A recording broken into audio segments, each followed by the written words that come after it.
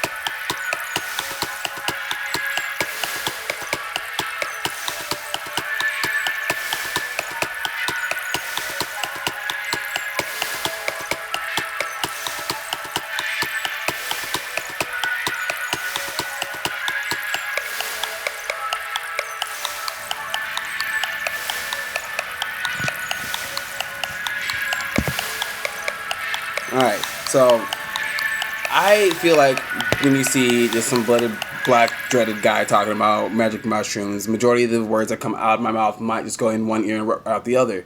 Maybe the way I hold myself, you might respect me, or just the way you see I do the things I do, you might have some like, oh, so that's what it is. So I, since around 15 years old, which would be about 16 years now, have dabbled in the magic mushroom world.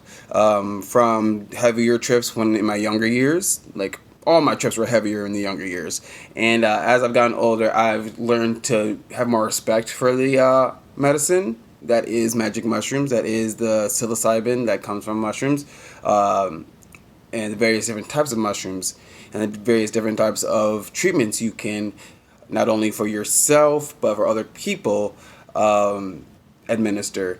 I'm by no means a professional. I don't think anybody is so thus far. I'm sure you could find someone in the force that has done their due diligence and can probably claim to be a professional, but it is work, and it is very, I would say, very delicate work to not only manipulate your own mind or manipulate anyone else's for good or bad. But yeah, so back to myself. I've microdosed, which is taking a smaller amount. Basically, it's such a small amount that you can barely even feel it. Almost like I would take a B vitamin or any other vitamin at this point.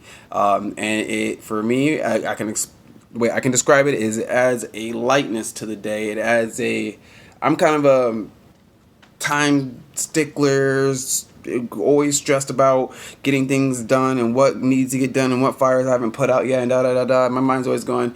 And when I remember and I stay on my mushroom regimen on a daily basis, I'm a lot easier when it comes to just the bullshit that life throws at you. That's the easiest way I can put it into words. I feel like it's just because life. I don't think there's anything in this life that really makes life that much less. Like it makes your problems go away. Nothing makes your problems go away. Your problems ain't going nowhere. But your perception on those problems, that's what you have control over, and that's where mushrooms helps. It not only allows you to accept your reality, but also look at it and look at the good side of things, and even think creatively in how you can make that bad or whatever into a good. Now, that doesn't mean it just makes you permissive of all bullshit. No. It just makes you, I don't know. I'm going to play this snippet I found on YouTube. Is a clinical psychologist. Maybe because she doesn't look like me, you might have a more receptiveness. Maybe because I look like me, you get more receptiveness. I do know that in my experience, the black community doesn't really fuck around with hallucinogenics, and I think that might be on purpose in some grand scheme way of keeping minds closed, because once you start respecting the hallucinogenics, I feel, in the correct way, in the correct manner, and you have intention in what you want to achieve for yourself while using these things, a lot of good can come from it. But in my opinion, I see a lot of people running into brick walls left and right, fighting with each other left and right, fighting with me, fucking all down to the simple fact that they are stuck in a box, a perceptive box, and I am not. And I mean, I am to a certain extent, but I do the work on a daily basis to try to not be. So with that being said, I'm going to get into this. And clinical psychologist talking about mushrooms and treatments for depression and things like that. Let's go. This is Kirk. He suffered from depression for 5 years. He tried antidepressants, talking therapy, and nothing helped. In May 2015 at Imperial College, he was given psilocybin, also known as magic mushrooms, and since that time, he has been depression-free. This is Ben. He suffered from depression for 30 years, and in that time, he tried everything: CBT, group therapy, a list of medications prescribed to him by his doctor, and nothing helped. In June 2015, he was given psilocybin, and since that time, he has been depression-free. Not only have the symptoms of his depression gone, But in the last year, he has done an acting course, a printing course, he's flown on a plane for the first time in a decade, and his career and social life are flourishing. I can't show you his face because magic mushrooms are an illegal psychedelic drug, and he's asked to remain anonymous. Magic mushrooms. You might think of the 60s, dropping out, jumping out of windows thinking you can fly. You might think of going crazy. Quite the opposite of what magic mushrooms did to Ben and to Kirk. And despite its bad reputation, we need to ask the question, what does this mushroom know that we don't? What does it do that we can't? I'm a clinical psychologist at the Psychedelic Research Group at Imperial. It's a vibrant group of scientists and clinicians asking these very unconventional questions in a most conventional way. It is led by Robin Carhart-Harris. He's a pioneering neuroscientist, and also overseen by David Nutt, who is a world-renowned psychopharmacologist. And together they cut through ribbons and ribbons of red tape so that we could do the first psilocybin for depression study last year. And in the study, 20 individuals with treatment-resistant depression were given a high dose of psilocybin in a therapeutic setting. Now, the numbers may seem small, but the results were remarkable. We kept seeing these drops in their depression scores after the psilocybin treatment over and over again. Their symptoms of depression were going right down, much bigger reductions in depression scores than you would expect to see in trials of conventional treatments like antidepressants and talking therapy. The depression scores were going right down, and they were staying down. 6 months after the dose, 6 of them were still in remission, no symptoms of depression. 3 of them didn't really respond to the drug, so there were small reductions in their depression, but only for about a week. But for 11, their depression was greatly reduced for about 2 months, and then the symptoms of depression started to creep back again. Now, that might sound very disappointing, but with antidepressants, you have to take them every day. They have some unpleasant side effects. It takes weeks for them to work, and they are a palliative treatment, not a cure. But with psilocybin treatment, we were seeing immediate reductions in depression symptoms, immediate relief that lasted for months without side effects, and it seemed to be working on the root causes rather than just suppressing symptoms. Depression is a relentless, haunting affliction. Winston Churchill called it the black dog. Patients in our study called it a concrete coat, a sack over the head, a locked box, a prison. They had tried between 3 and 11 different types of talking therapy, and 3 and 11 types of antidepressants and 6 types of talking therapy. But nothing had released them. They were stuck in their individual prisons of depression. And they're not the odd ones out. We are entering an epidemic of depression. It's the #1 cause of disability globally, and it will affect everyone in this room, either someone you care about or you directly. And we don't understand depression. We don't really know what causes it, and despite enormous scientific endeavor, we have not yet found a conclusive cure. We don't really understand it. It's a complex mixture of so many different factors. And when it hits, it can be a wave of sadness, shame, and grief, or it can be just a shroud that kills all feelings. And it's not an illness that we can just test for and treat. It's different for every person. So how to unlock depression? The key is never simple, and it will be different for each person.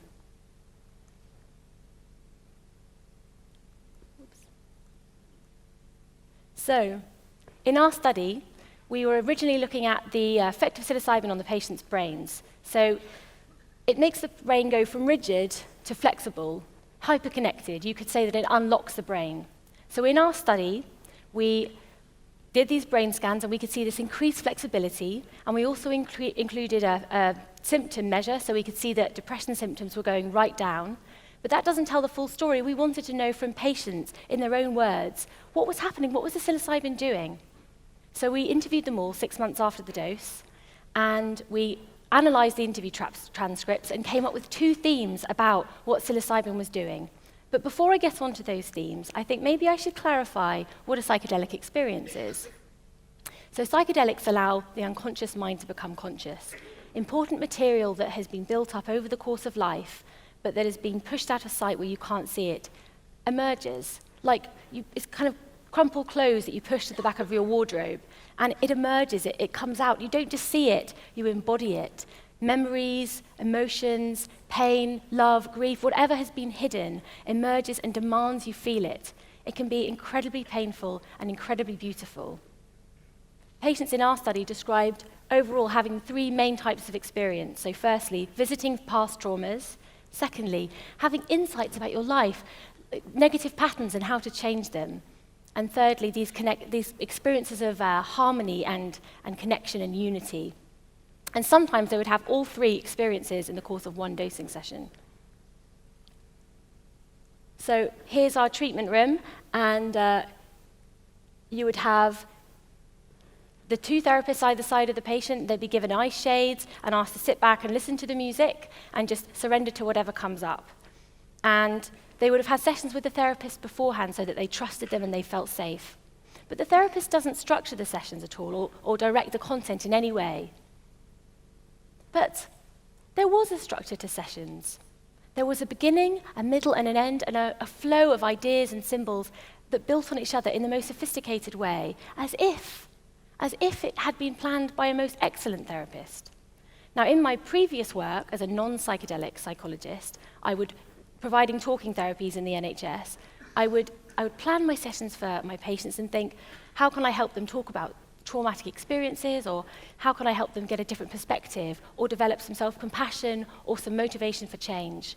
And I try and instill all these things. But it's all coming from the therapist. The patient experiences it as somehow outside of themselves, and it sometimes just misses the mark. But with the psilocybin sessions, I was witnessing patients go on their own journeys of healing. The ideas all came from inside themselves, and they were powerful and transformative, because the lessons were planned by the most accurate therapist there is, themselves. So, the themes. What did the patient say the psilocybin did?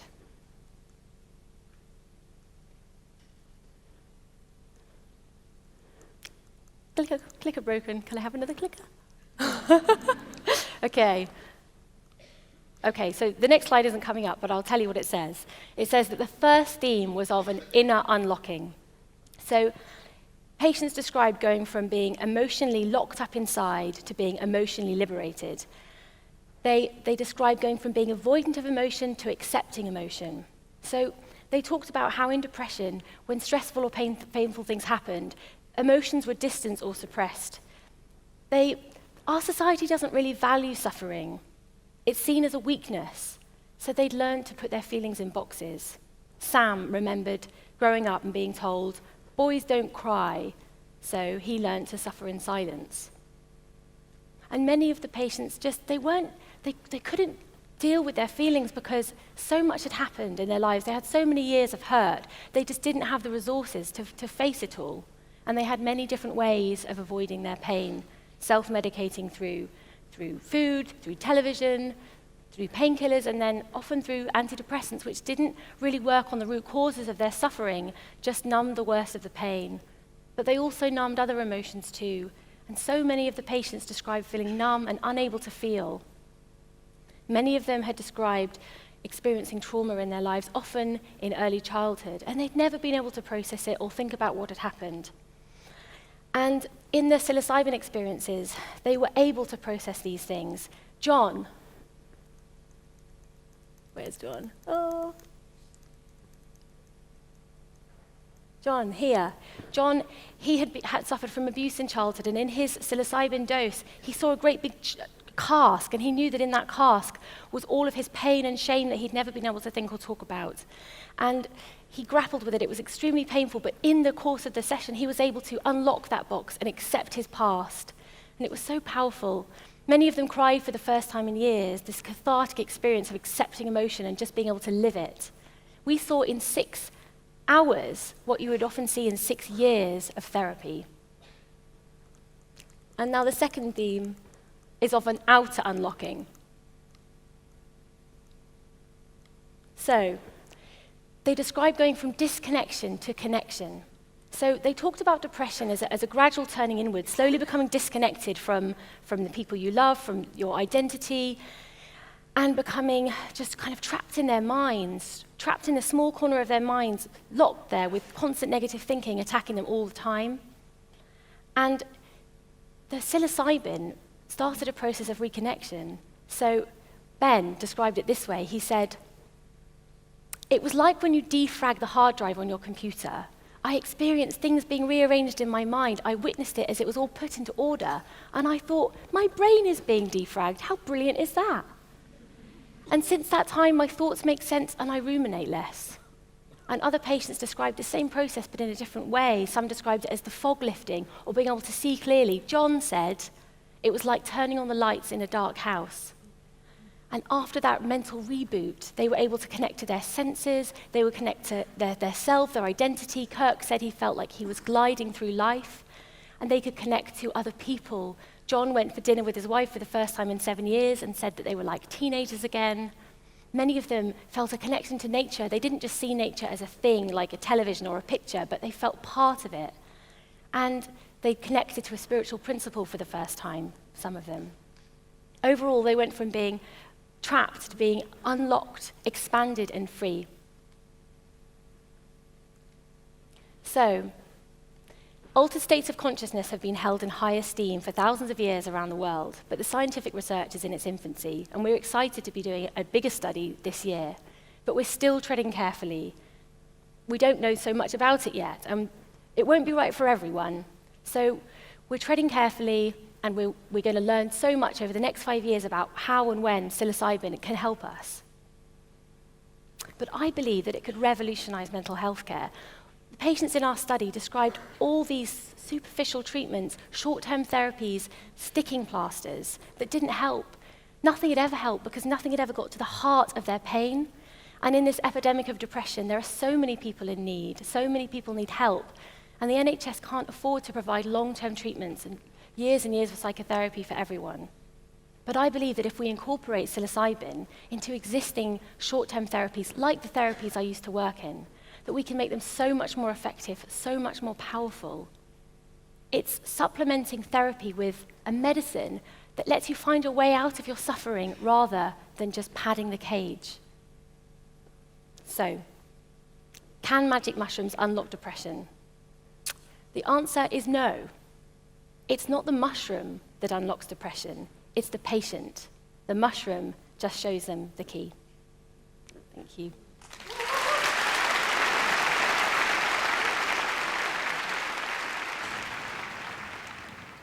All right, drum roll. All right, so who are we talking about? Well, I'll give you a clue. What Gangnam Style? That was horrible. One more time. Gangnam Style. How was it? Hey, sexy lady. Gangnam Style. There it is. It was that one. It was in the throat. Stall. But no. So yeah. If you haven't got it yet, it is Psy. Now, I was gonna play the song. I was gonna play the video, but I'm like, I ain't trying to get my copyright infringement. Actually, I'm gonna play the video because it'll help me in the SEO world and things, and I'm gonna give credit where it's due anyway. And I'm pretty sure the last TED Talk probably is gonna infringe on copyright. So honestly, yeah. So we're gonna go right ahead and play the song.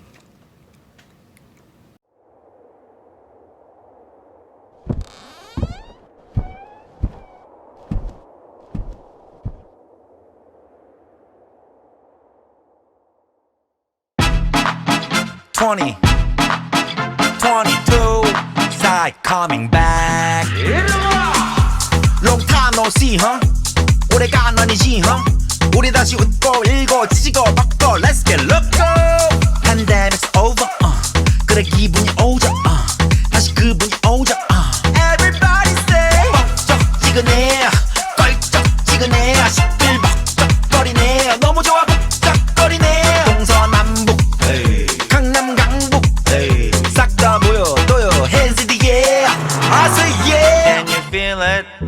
Can you feel it? Whoa, yeah. Whoa, whoa. Can you feel it? Can you feel it? Oh, yeah. 준비하시고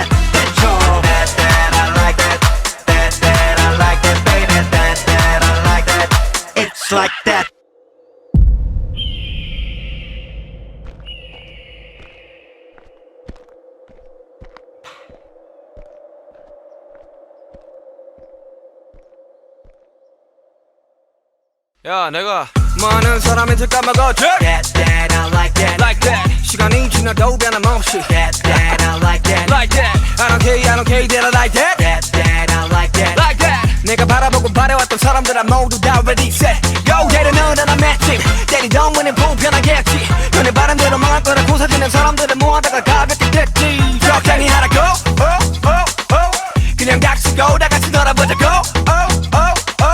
meaning give up back to sound Can you feel it? Can you feel it? Whoa, yeah. Whoa, whoa. Can you feel it? Can you feel it? Oh, yeah. 준비하시고 쏘세요. That I like that. 기분 좋아, baby. 흔들어 좌우 위아래로. 1, 2, 3 to the 4. That I like that. That I like that, baby. That I like that. It's like that. That's all. That I like that. That I like that, baby. That I like that. It's like that. That's all. Do what you want. Say what you want. Do what you want. Say what? That I like that, baby. Do what you want. Say what you want. Do what you want. Say what? That I like that, baby. Do what you want. Say what you want. Do what you want. Say what? That I like that, baby. That I like that.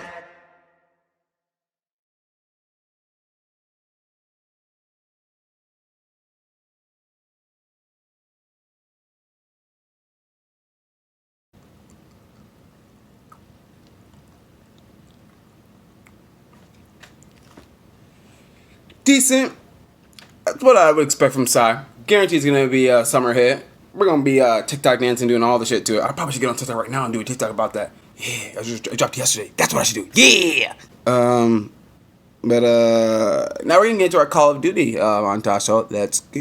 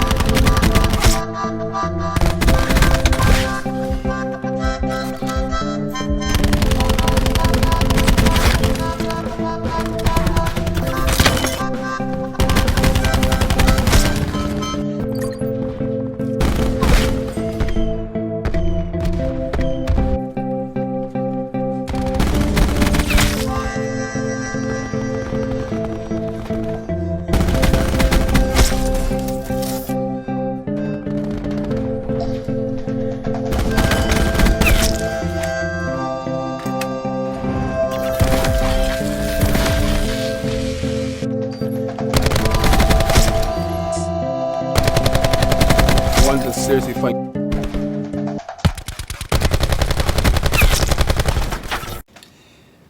Alright, y'all. It's been a wonderful show thus far, and I hope you've learned something. We're going to go into our TikTok on the clock, though, with DaggaDaze. And, yeah. I think that's all I got for this show. We're going to probably trail it right out into the end. And I will see you guys in a couple days for another episode of the DaggaDaze Show. Thank you for coming out, watching. If you're on Bigo, YouTube, whatever you are, make sure you are subscribing, hitting that bell, hit that bell, hit that bell, hit that bell. One more time. Hit that bell, and we will zoom in. If anyone has seen Euro Trip, you would know what that means. So, meh. Also, if you are watching, you have a business, or you have a message you'd like to get out, I would love to have you on the show. I would like to interview you and get your message out there. You can email me at this email here that I'm going to put up here, or you can message me on the platform you're watching this on. Whatever you can, get a hold of me. I would love to get you on, maybe. Let's see if what your message is fits into what I can fit into the show, if it makes sense. So get at me and let's get you on. Remember, these shows are going to be forever on the internet, forever in syndication as much as possible. And yeah, I'd love to have you on the team. Let's go. Bye-bye. What's the unpopular opinion that you have about parenting that you know is going to make a lot of parents mad? I have 3 kids. They're 5, 7, and 9 years old. 2 girls and 1 boy. I do not censor my kids whatsoever. So when the mood arises for them to cuss, they'll cuss, and I don't give a fuck. Hell, sometimes I tell them to cuss. Then do as adults, might as well practice now. I'd much rather learn here at home than versus at school. Well, they just cuss willy-nilly when they found out the word fuck. I let my kids argue with me. If they have a good point, I hear them out. Yes, Karen, that means it's not my way or the highway. Now, if we're arguing just for the sake of arguing, I'll shut it down, but if they have a really good point, I hear it out and validate that. As a parent, I have to earn their trust and respect. They're just not going to give it to me because I'm their parent. It doesn't work out that way. I also don't adhere to gender rules. Fuck that. If my son wants to wear a dress, I'll let him wear a dress. Yes, that means I go, oh, you look cute. And since my kids are POCs, I talk about racism. And yes, that even means I talk about microaggressions. Because I want my kids to know when your racist brats are freaking being racist towards my kids. They're not going to be blind to it. I'm getting ripped tonight. R.I.P. that I wanna be the very best, like no one ever was. To catch them is my real test. To train them is my cause. I will travel across the land, searching far and wide. Each Pokemon to understand the power that's inside. Pokemon, gotta catch 'em, it's you and me. I know it's my destiny. Pokemon, oh, you're my best friend in a world that must depend. Pokemon, gotta catch 'em, our heart's so true. Our courage will pull us through. You teach me and I'll teach you. Pokemon, gotta catch 'em all, gotta catch 'em all. Pokemon. I was into you, but I'm over it now. And I was trying to be nice, but nothing's getting through. So let me spell it out. A, B, C, D, E, F. You and your mom and your sister and your job and your broke ass car and that shit you call art. Fuck you and your friends that I'll never see again. Everybody but your dog, you can all fuck off. Na na na na na na na na. A B C D E F. You said you just needed space, and so I gave it. When I had nothing to say, you couldn't take it. Told everyone I'm a bitch, so I became it. Always had to put yourself above me. I was into you, but I'm over it. I thought you'd never ask. The day I met you, there was a white substance on your shoe that I mistook for plaster. Yesterday, I saw the same white substance outside the hut where the bat was kept, and suddenly it hit me. The great white bat has great white guano. That's what you slipped in. That's what was on your shoe, and that explains the abrasion on your palm. Let me run that back for you. Smoothly,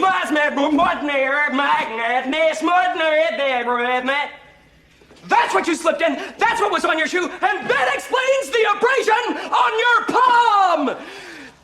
Damn, I'm good! Can you feel that? Huh? Can you feel it, Captain Compost? The day of redemption is at hand! Repent, and thou shalt be saved. Yeah, no kidding. Yeah, we're both California kids, so we haven't had many snow days in our lives, so this is pretty exciting. All right, well, go ahead and keep on the run. Sorry to have kept you, but I appreciate you guys talking with us. Stay warm. All right, thanks. We've seen a lot of people out here, like he said, running, sledding, just enjoying it. One thing, oops, that can happen, unfortunately. Looks like Chelsea's okay. You okay? Yes, okay. It is slippery out here, there's no question about it. The way it starts, the way it ends, I sign my name in like a pen. I must apologize. Jah turn the flame light. Oh.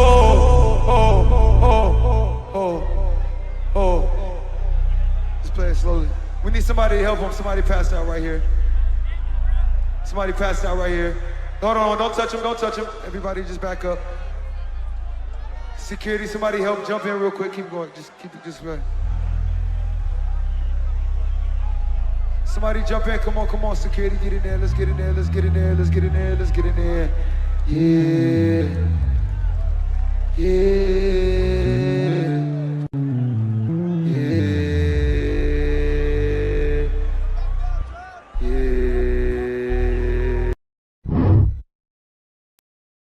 You can't punish people for mistakes, you know? And it's like, you have to forgive people. And a big part of that, you know, is forgiving yourself. We don't forgive ourselves for stuff, and it makes it impossible for us to forgive other people. That last time with Daddy-O, I just learned what love is.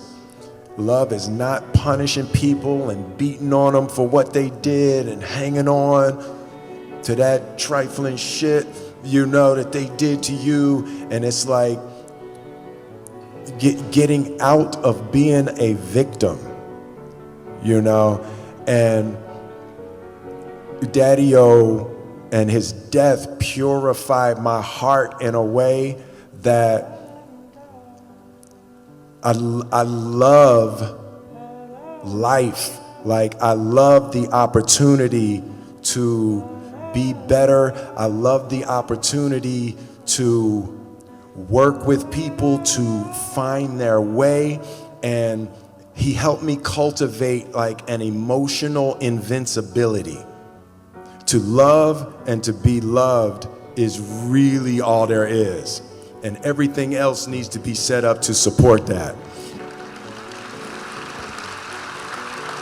You know, when you see things and you read things in the press and you don't understand exactly what's going on, just know that everybody in my life and everybody on my side and in my team and my wife and my ex and my children, what you're watching is an experiment in unconditional love.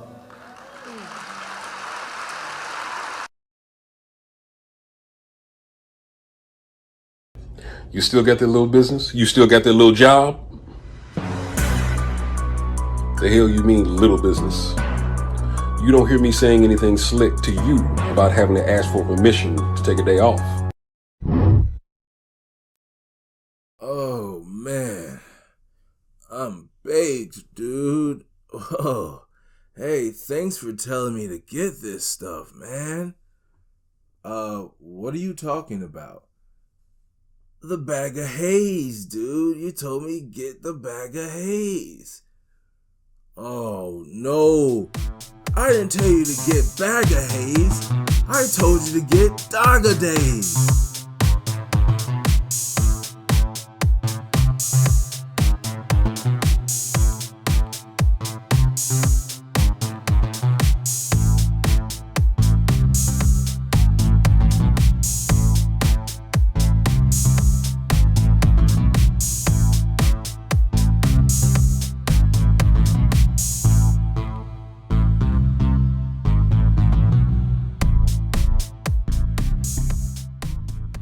Oi, have you heard of the DaggaDaze?